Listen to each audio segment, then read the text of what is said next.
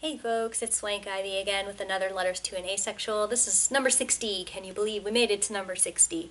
So today I'm going to bring you something that's a little more literal of a letter. It's not a comment, it's not a tweet, it's not a reblog from Tumblr, it's an actual email.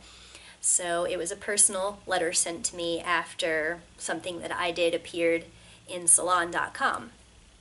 And whoever this person is, she read whatever I put in Salon, and she took it upon herself to look for information about me online and searched up my email address, and she sent me this lovely message, subject line, to Julie Sonderdecker, from her first and last name, and it says, Ms. Degger, please see a psychodynamic psychotherapist. You need help. It's not normal to not have sexual feelings. And she signed it with her first and last name again and also wrote Washington, D.C. underneath it. I don't know if she does that to make it seem like she's coming from the government or something. I don't know. But, reading that she wanted me to see a therapist, my first thought was, well, she would probably respect the opinions of therapists. So I was later to find out that this was not the right approach because, as you'll see as I continue to read the comments, unless they agree with her, they're not proper authorities. But at this point, I assumed, okay, maybe she doesn't realize that the current Diagnostic and Statistical Manual of Mental Disorders currently makes exceptions for asexuality and says, if you identify as an asexual person, you cannot be diagnosed with one of several sexual aversion disorders and similar disorders. So this is what I said back to her. I said, wow, sexual invalidation by email. This hasn't happened to me in a while. Mind your own business. And please educate yourself on asexuality's legitimacy. It's mentioned twice in the Diagnostic and Statistical Manual of Mental Disorders as an exception, as in, asexuality isn't a mental illness. I'll trust that you can do the bare minimum of research to dig up the sexuality studies that have occurred over the last 20 years and before that have led up to actual sexuality professionals acknowledging the orientation instead of invalidating it.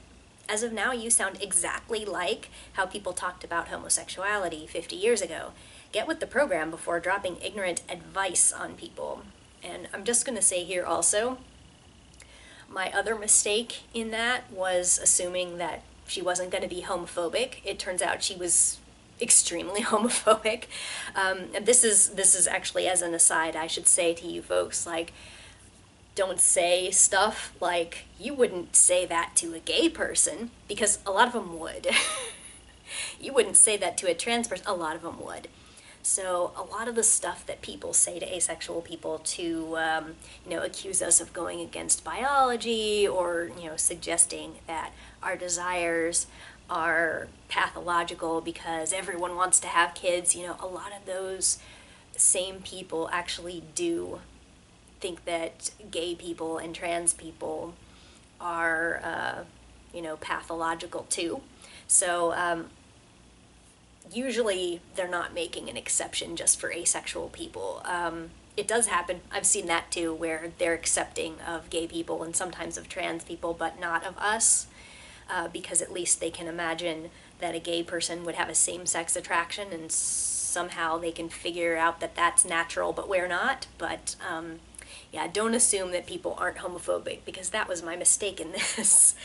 So anyway, after I answered her, I actually looked her up online, because people are usually not so bold as to sign with their first and last name and their location, if they would ever be ashamed of anything that they're doing. So I was thinking maybe she's done this before, and oh boy, I found so much stuff online under her name and her email. She's been invalidating gay people and trans people by email since 2009, 2010. She, reads popular stories about our community, finds the individuals, and then harasses them, and basically tells them they're not normal and they need to get help. And as you go further into some of her conversations, you can see also that it's religiously based, unfortunately. She'll quote the Bible at you, she'll say a bunch of weird stuff that's, bigoted conservative talking points. It's really disturbing. And one of the things that I found in there was, I guess, shortly after gay marriage was legalized in the United States, she found two men who had been married, and she harassed both of them. She found one of their stuff at work. She harassed him. She harassed his boss, stuff like that. So this is a really nasty person. Anyway, so after I had seen what she said, I actually tweeted about her. And I said that I had basically been shamed and told to go to a psychodynamic psychotherapist. And two people who were on my tweet follower list responded to him. One was Danny, and she said, "Not for nothing, but I'm a licensed therapist with 14 years in the field, and the emailer is full of crap." And then the other was Becky. Actually, Becky, you might know who she is if you've ever seen the movie Love, Simon. She wrote the book. I guess she follows me on Twitter, and I had known her before her book was published, which is kind of cool. But before she was like a really successful writer, she was also a psychotherapist, and this is what she tweeted at me. She says, "Oh my God, okay, I am a psychodynamic psychotherapist, and that email is beyond bullshit. I know you know that, but I had to chime in." And when I was, conversing with the two of them, one of them later said if anyone had pushed that kind of stuff in their practice, they would lose their license.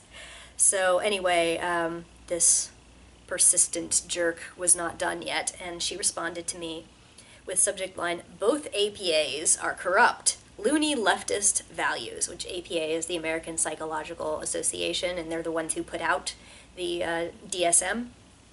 And she goes, "The truth is emerging. You've been lied to by the expert class." And I'm thinking, okay, you told me that I need to see a professional, but then I'm telling you what the professionals say about it, and all of a sudden they're not trustworthy anymore because they don't back up your bigotry. Okay, well, So I replied and I said, "You're adorable. I looked you up online and saw immediately that you've been harassing people for years about their sexual orientations, so your nonsense means nothing to me. Though it's comforting that you're angry with and threatened by a whole spectrum of people, not just targeting one person based on your own prejudices and misconceptions, I tweeted about how hilarious you are, and two therapists, one of whom was specifically a psychodynamic psychotherapist, invalidated you. One said people who profess what you do would lose their license. Believe what you must, but goodness, what a life." And of course she responded, and subject line was, "You're setting yourself up for such heartache." And then the text of the email was just, "Such heartache." Very convincing, wouldn't you say? So, I'm always going to be easily convinced by people who tell me I'm probably sad and will be, in the future I will be sad. Okay. So I replied to her one more time, and I said, again, if that's what you need to believe about people who are different from you so you can sleep at night, be my guest. You're the one scouting out people who are quite happy with themselves on the internet and trying to convince them they're fundamentally flawed. Your obsession with other people finding happiness your way, and your way only, sounds way more like heartache to me. If only you were able to realize that actually the adults of the world frequently have very diverse ways of finding fulfillment, and that you are not the authority on whose happiness is real. It really is an obsession you have, and I think you probably need to talk to someone about it. Live your own life and leave other people alone unless they ask you. It really is unattractive and kind of disgusting that you condescendingly recommend psychotherapy to people who are happy, fulfilled, and achieving what some others only dream of. I do feel very sad for you that this is how you have chosen to spend your time. And I feel sad for the vulnerable people who have been exploited by your pointless hatred. I don't say get a life often, but get a life." And of course her zinger of a final thought, the subject line, "The human capacity for self-deception is huge." And her email text was, "The truth will prevail." So anyway, yeah, if you just tell me that it's true and I'll realize it's true later, that's a great argument, okay. So that was the last I heard of her in that conversation string. And I just kind of came to the conclusion that it was a one-off thing. I'd probably never hear anything from her again, and I just chalked it up to the usual crap that I get anytime I get something published. I have to be harassed by someone. So, but a while back, a different article that I had published. I had sold an article to The Toast back when The Toast was actively taking submissions, and the two folks who do like the accepting, they went on to do their own things afterwards, and one of them is now doing the Dear Prudence column, and she received something from, some kind of communication from a person who was, I think they were a mom who found out about asexuality from her daughter, and they were writing about asexuality to Mallory from Dear Prudence, formerly of The Toast, and so anyway, there was a Dear Prudence column about asexuality, and she answered the person, gave them some good advice, but this bigot, this same lady, had a response to that, and she sent it to me in an email, but she wrote it more like it was some kind of official article or something, even though it was just a personal communication. And I'll give you some more details about this in a minute, but because she quotes almost the entire thing that the Dear Prudence column said in her email, I don't see the need to separately read you that, so just from context you'll pick it up. And this is an email that I got from her, even though she was just talking about me. And so the bigot writes this: "Personal advice column, Dear Prudence, at the online magazine Slate.com is as political as the rest of the site. Case in point, a recent exchange between a distraught mother and the columnist. The latter, Mallory Ortberg, is an out lesbian. Here is the exchange in almost full. I'm a 50-year-old married woman who has been married for 30 years to the father of my 4 children. We were both raised to believe women should be modest and have no sexual urge, so we've always had sex on a fairly fixed schedule every 3rd day, no physical contact during menstruation. My husband is very attentive, makes certain that I orgasm, and has never hurt me. I never thought anything was unusual until my 20-year-old daughter came home from college deeply troubled about being asexual. As she confided in me, and we have been reading together, I realized I am asexual also. Is there a gene that causes this? I have no emotional conflict, because in my culture, having no sexual urges is a benefit. I do not think it is appropriate to say to my daughter, hey, I am too, and it's fine, but seeing her view herself as broken is heart-wrenching. I realize my husband and my immediate family are the only people I can touch without feeling deep physical revulsion. I do not like handshakes, hugs, or even massages from paid professionals. I understand how she feels, but at her age I knew I would have a husband and children, and she is grappling with being odd and different from her siblings and her peers. I love her so deeply, and I feel I am the cause of her misery. How do I help her? Guilty mother. And now, from Prudence, there is no gene for asexuality. Something as complex as one's fundamental approach to sex isn't caused by a single gene that might be flipped on and off. And you are not the origin of your daughter's suffering. You are, it sounds like, uniquely situated to offer her both empathy and support. But this is not something you must fix in your daughter. Your role can be to offer support, to introduce her to useful resources she might not be familiar with, and to listen, but you cannot and should not try to take responsibility for your daughter's experience.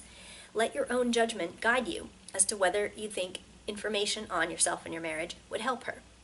Asexuality is not the same thing as a hormonal imbalance or a sudden change in libido, nor is it concomitant with an aversion to touch or a phobia of sex. It may help both of you to learn more about asexuality, especially from the perspective of asexual people.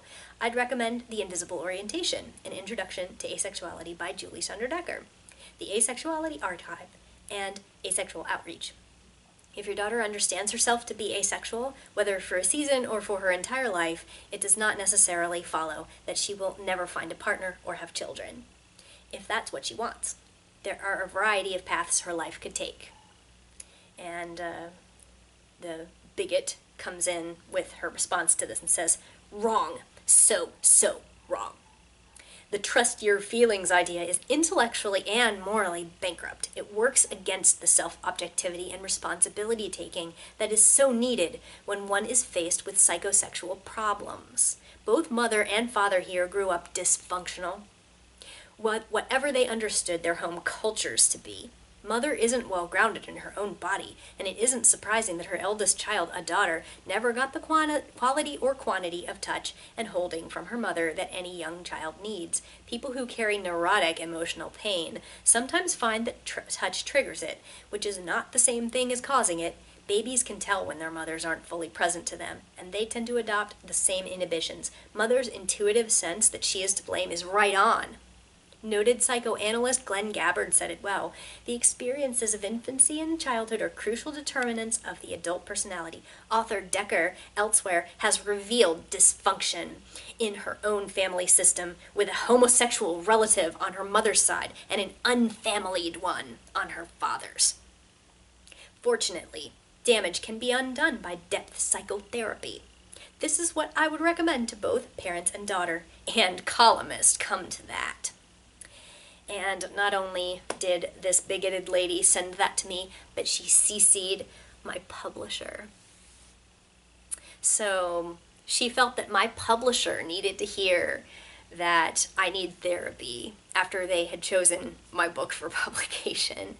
And then she tried to use my relatives as proof that I'm from a dysfunctional family. And she referred to my homosexual relative on my mother's side, which is my mother's eldest brother was gay, and he is no longer with us, but he had a long-term same-sex partner that would come to the family reunions and stuff after he was gone for a while.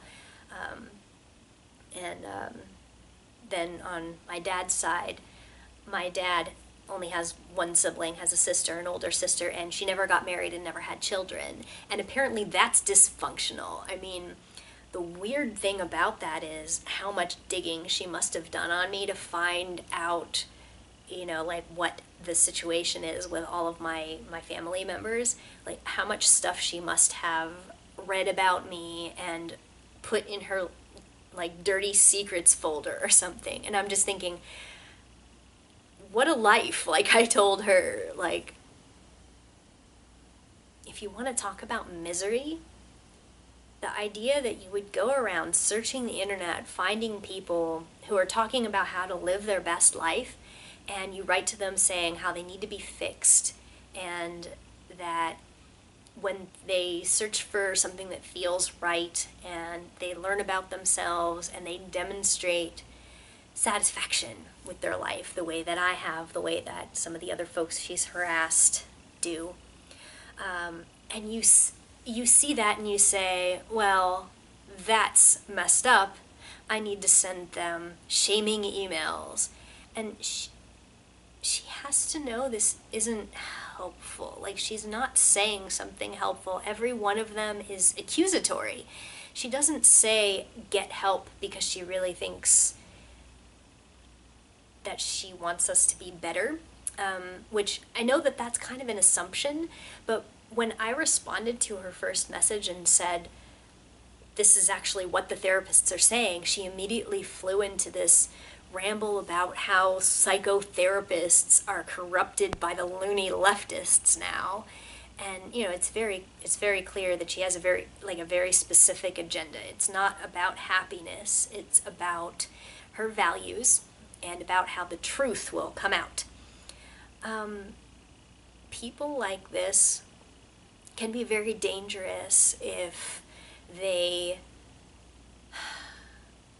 are determined to ruin your life. And with something like me, she did the research to try to figure out what are my connections, and she's like, oh, let me CC this person's publisher. Let me see if I can get some dirt stirred up. Let me see if I can hit her where it hurts. Like, get these people that are involved with this messed up person who has a gay uncle and an aunt who never got married, show the truth about her. I'm just thinking, what do you believe the point is in bothering my publisher? Do you actually think that you're relevant right now? Do you think that anybody actually thinks you have a point? And, the only reason that I would respond to someone like that in the beginning was, primarily to counter what appeared to be misinformation. And then I found out, oh, she's just hateful. She's a bigot, and this is something that she does regularly as like a hobby or something. And then it's very clear that she's obsessed with homosexuality and with queerness, and that's like her thing. And the way that she immediately gets combative and hateful and really angry, really snotty about it, when it has nothing to do with her, that really makes me think, like, you're not saying this because you want the best for me, or you would listen to me. You would have a respectful exchange, and there's nothing respectful about introducing yourself to someone by saying, you're not normal, go get fixed. There is no nice way to say that. Saying someone needs help is not the same thing as saying that you hope that they can find happiness later, and I have very rarely told someone, like, I hope that you do actually access a therapist yourself, because I worry that it will sound like these people. I don't take it lightly that, that I should tell someone, maybe you should talk to a professional yourself, because this is a pattern for you, and you don't have a legitimate reason to be saying these things. You don't have a reason to be inserting yourself into my life. So the way that I responded to her and said, maybe seeing a therapist would be a good idea for you, and I hope that in the future you can find happiness as well, that is not the same thing as telling someone, ugh, get help. Get help or you will be sorry. It's not the same tone, and it also doesn't come from the same place. What I would really like for people like this is to look at themselves. I've looked at myself for a very long time before I came to the conclusions that I do. It was not just a split-second decision. But, look at your situation, your relationship with other people, and when you see something that you don't understand, why is it so important to you to attack it? Why can't you leave people alone? Why can't you listen to them saying that what they're pursuing is their version of happiness, their fulfillment? But ultimately, I don't think I can get through to people like that, because they're already coming from a logical platform that is not bolted to anything. She's already treating it like it's obvious that I come from a dysfunctional family if I have a gay uncle and an unmarried aunt. It's bizarre. I wonder if she harasses people who have been divorced. I wonder if she harasses people who use birth control. I don't know what her pet peeves are and what makes her want to harass people. But, I don't know. I would venture to say that if I were to look her up online right now, I would probably find some stuff within the last month or so that is her harassing some gay people. So, actually, I'm going to test that. So I didn't find anything that's specifically within the last month, but the stuff that I'm finding is really funny. There's even a change.org petition. It's been around for a long time, but there's a change.org petition with her name on it saying that she's a prolific botherer of LGBT activists. So I don't know, maybe I should be flattered that I got to be part of the hate wave, but I see her in a trans guy's comments on his website where she's saying earlier this year, contrary to what you wrote in your 2000 article, Unprincipled Exclusions, gender identity is not a fundamental aspect of personhood. Early in your life, you didn't bond properly with your mother or mother figure. Reflexively, you cross-identified with available males. You are and always will be female. So, trans harassment. And then the last line, which is something I've seen in some of the other messages she sent, it says, gay scam will end. The truth will out. The truth will out. Okay. Well, I guess when you get super angry and type the same thing all the time, you can get a little sloppy and everyone will still know basically what you meant. The original poster responded to that with, hey, Sharon, fuck off, which was funny. I don't know, maybe that's the only attention I should be giving people like her. That said, I think this is actually it is the kind of thing that you don't want to encourage with more attention, but at the same time, you want people to know that folks like her are out there targeting LGBT people, and also that she apparently doesn't think asexual people are, any special protected category or any, she doesn't respect us. She harasses us just like, the rest of the queer spectrum. So, take that for what you will. So, I guess that's where I'll end this one, and I'll see y'all next time I have something to rant about.